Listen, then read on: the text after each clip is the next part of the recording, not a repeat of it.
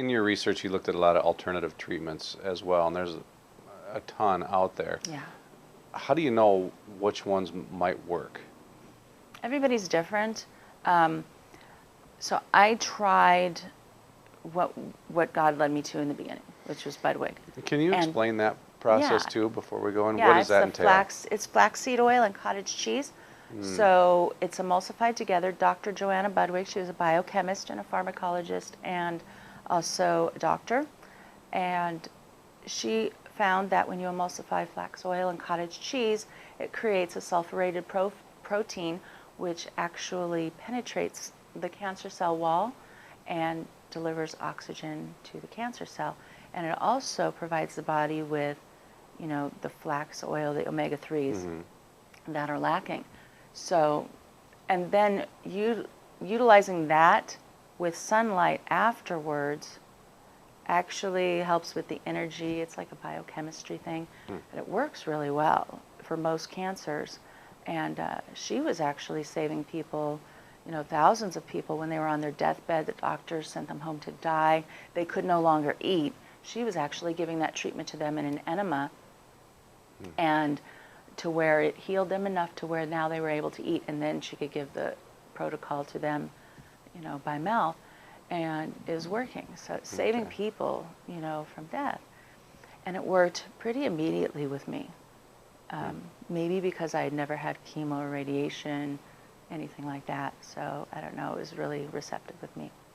Does it depend on where the cancer is at, do you think, in your body and what type you have? Well, yeah, it depends on which type you have. There is a list that I have in my book of, you know, the different types of cancer that it works the best for.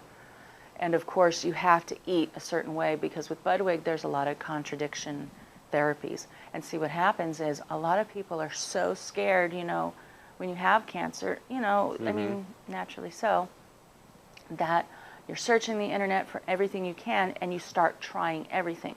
And the problem with it is, this is why a lot of people will die from cancer when they're doing alternatives, is they're doing a lot of contradictory therapies. And I've seen this happen with people where they'll try, you know, Budwig with an oxygenated therapy at the same time.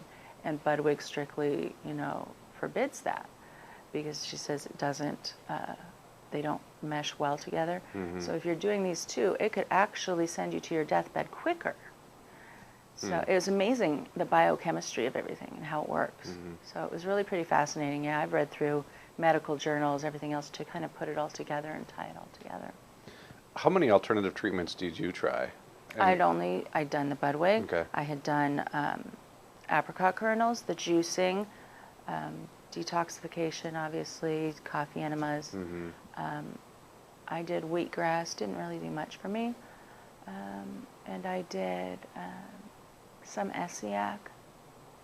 Did you see any results from all of those, or what did you notice? Well, what I notice is when you do too many treatments at once, because I experiment on my body all the time. I'm still experimenting. I always have like at least 6 experiments going on in my body at the same time. What I noticed is when you combine all of these treatments at once, because like I would get up in the morning and I would do, you know, my pineapple, well, the enzymes for bromelain. I would do the pineapple, I would do the Budwig protocol, I would do a glass of green juice, and I would do my apricot kernels within an hour before I'd go out hiking. Well, what happened when I started doing that was within 10 minutes of doing all of those, all of a sudden I would start sweating profusely, and I would have to run to the bathroom, and I'd be vomiting violently and then have diarrhea. And after about the 3rd day of doing this, I finally figured out it was detoxing my body of the cancer too fast.